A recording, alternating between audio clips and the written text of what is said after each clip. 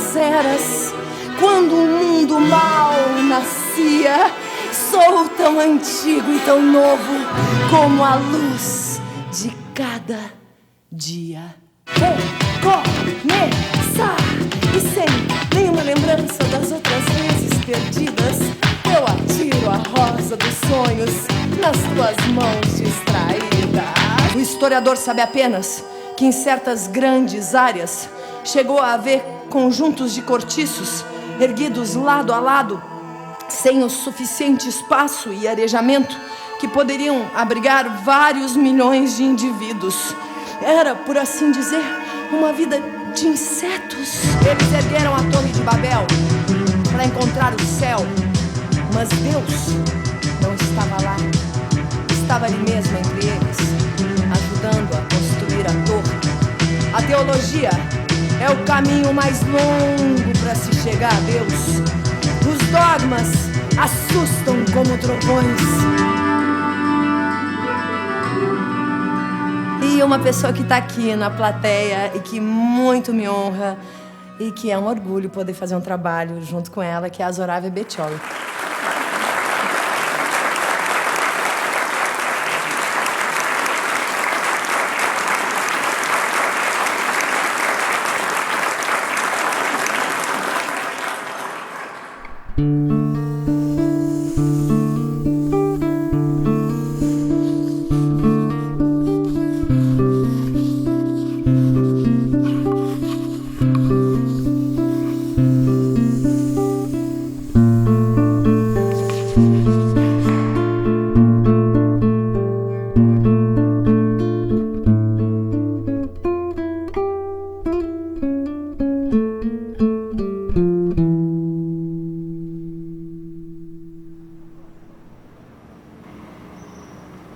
Tive muitas figuras marcantes, mas o meu pai, ele tinha uma coisa que me encantava nele, que ele era uma pessoa com uma cultura humanística, mas, além disso, que isso eu valorizo demais, uma pessoa assim, muito boa, muito generosa, e esses depoimentos, não só eu como filha, mas depois apareceu muitas vezes na minha vida homens adultos que me encontravam e diziam: olha, eu fui aluno do teu pai, e reforçavam essa parte, né? E a minha mãe era uma pessoa que infelizmente não estudou, naquela época não, as mulheres não estudavam, mas muito inteligente, muito vivaz. Então ela dizia que é para minha irmã e para mim, que a gente, não sei porque naquela época tinha muita costureira e se ganhava tecidos, então ela nos estimulava que a gente bordasse e costurasse para nós. Bom, a minha irmã, que é engenheira, ela fazia assim 3 ou 4 vestidos, enquanto eu fazia e detalhado, e criava, esteticamente complicado, e até virando do lado avesso, perfeito. E ela dizia assim: mas por que é bonito do lado avesso? Ninguém vê. Eu digo: querida, mas eu vejo. Não precisa os outros verem, né?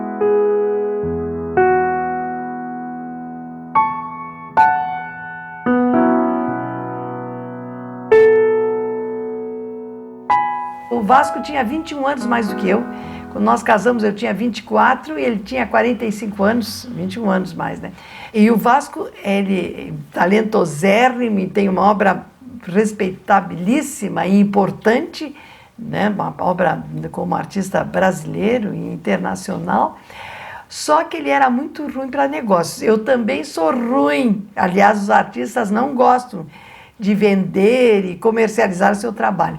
Só que ele era tão ruim que eu fiquei como boa, por comparação. Não é que eu seja boa, mas por comparação fiquei boa. Então, no princípio, ele não tinha muita confiança em mim, então ele fazia um trabalho e dava errado.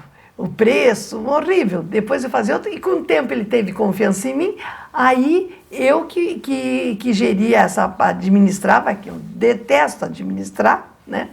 Mas alguém tinha que fazer isso.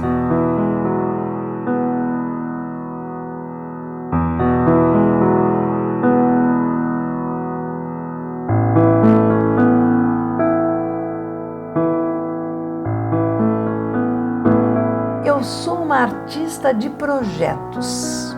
Isso que eu notei agora, depois de 56 anos, que então eu faço uma série. Aí também, por que eu faço séries? Eu sei algumas razões e outras eu não sei. Porque um tema, eu preciso vê-lo de diversos ângulos. Ele não se esgota só com o trabalho, sabe? Então eu vou me aprofundando, então por isso que eu acho que acontece as séries. E eu faço uma série numa direção, e depois que tem outro projeto em outra direção. Isso eu acho fascinante e gosto quando eu tenho que estudar, que eu tenho que pesquisar. Eu gosto, eu estou entrando num projeto e eu não sei uma série de coisas. Isto para mim é absolutamente instigante, que eu tenho que dar conta dessa série de coisas que eu não sei.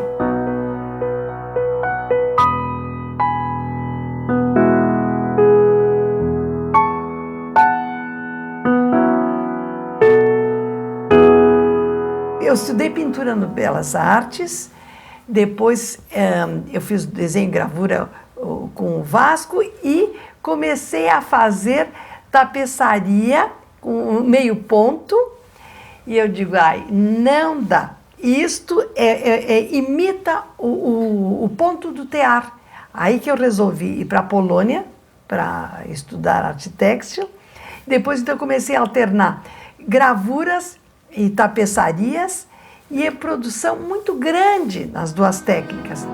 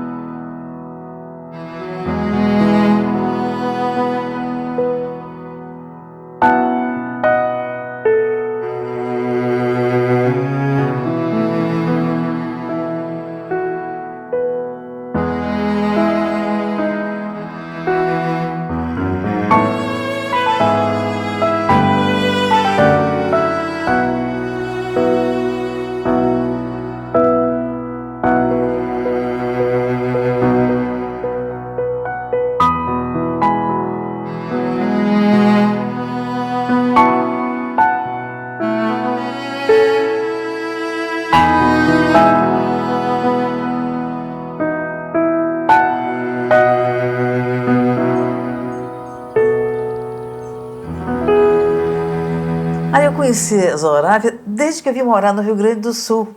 Eu nasci em Salvador, me casei com Glênio Pérez, que era muito amigo do Vasco e da Zoraida, que tinha uma casa linda, era um ponto assim, de encontro, eu acho que da intelectualidade do Rio Grande do Sul, e começamos a frequentar, né, Zoraida? Você lembra? Sim, e era engraçado nessa época. As pessoas, Porto Alegre era pequeníssimo, né? Comparado com hoje, as pessoas iam lá em casa e depois iam na casa do Érico, ou o contrário. Tinha muita gente do exterior que vinha e era recebido, não como um comprador, só como um comprador, mas como uma pessoa. Amiga. Amiga, alguém que você olha, quer interagir. Isso eu acho que foi a marca, o diferencial na sua casa. O projeto foi do Rogério Malinsky, um projeto lindo, mas muito grande a casa. 1.000 metros quadrados, é enorme. Tinha a casa, tinha os ateliês do Vasco, meus ateliês e galeria. Tinha 4 funções, né? Interligados, um projeto lindo. Foi um centro afetivo, cultural e turístico, a minha casa. E agora muito pesado para atender, porque aberto sábado e domingo, não se tinha descanso nunca, eu principalmente. O Vasco conseguia se preservar, mas eu não dava, tinha que administrar, é um chatérrimo, né? Eu administrava a obra de 2 artistas, além de ser dona de casa e ver relações públicas. Depois de 8 anos só que eu tive a primeira secretária, né?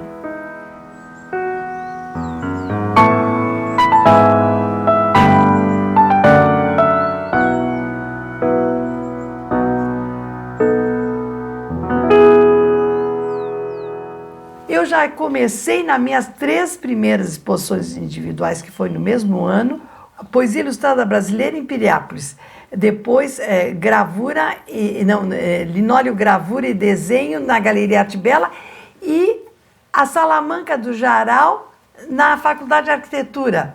Já começou, mas para nós, a gente, morando no Rio Grande do Sul, para nós não é exterior o Uruguai, né, ou Argentina, né? Em 68, eu fui estudar em Varsóvia, né? Nós fomos, levamos os 2 filhos juntos, se foi em Varsóvia e se expôs em Varsóvia, depois Munique, Madrid e Lisboa. O meu lado cidadã, eu acho que aparece muito, quase suplanta a figura de artista, mas só que ela existe. O que pode um artista fazer? Primeiro, eu achava que a gente só denunciando na sua obra, e eu tenho isso em muitas séries que aparece esse tipo de denúncia, era importante. É importante, mas é insuficiente, sabe? Tu tem que te envolver mais. É por meio do terceiro setor, por meio de ONGs, por meio de associações. Tem que pôr a mão na massa, sabe? Ajudar mesmo.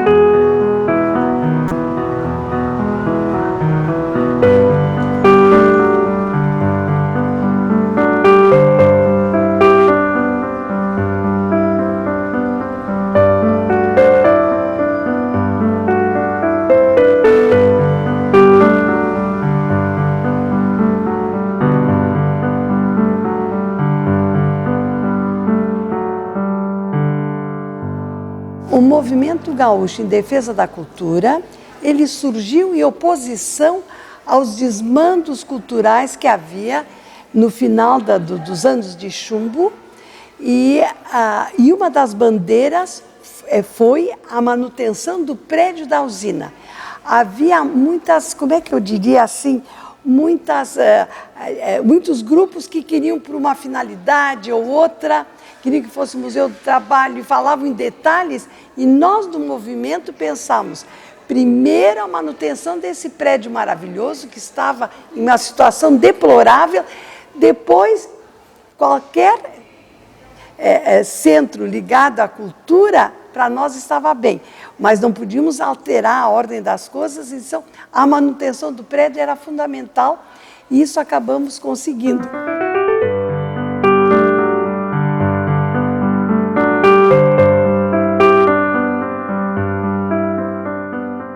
Uma cidade que é capaz de matar quem lhe deu a luz não merece nem o nome que tem.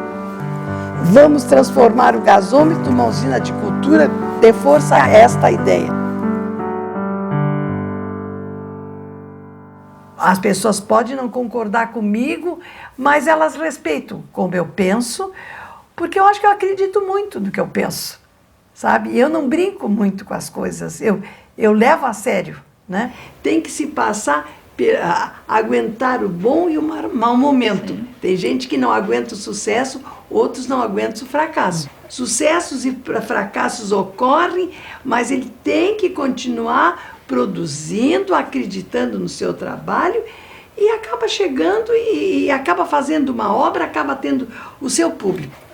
Eu sou muito curiosa e acho assim, como é que dizer, felizmente para mim, eu sempre vejo mais as coisas boas do que as ruins. Eu constato as coisas ruins e sou de combater quando eu posso, né? Mas sempre assim, o bom me envolve mais. O meu trabalho é profundamente prazeroso. É o meu maior contato com o mundo. Bom, quanta coisa que eu gosto, que loucura, né? Meu Deus do céu. Tem tanta gente que não gosta quase nada, eu gosto demais. Imagina, no tempo da minha avó, 40 anos, as mulheres eram velhas, ficavam tricotando em casa, engordavam, né? Os maridos se divertindo na rua e elas pensando em neto. Não dá. Ser artista não é fácil, mas não é impossível. Agora a pessoa tem que ter muita autoconfiança, ela tem que ser estivadora da arte, da cultura, ela tem que viver, e se ela tem alguma mensagem, ela tem que transmutar o ato de viver na sua obra. Na hora de criar, esquece tudo e vê o que tu tens, qual é a tua contribuição. Se é que tu tem, qual é essa contribuição?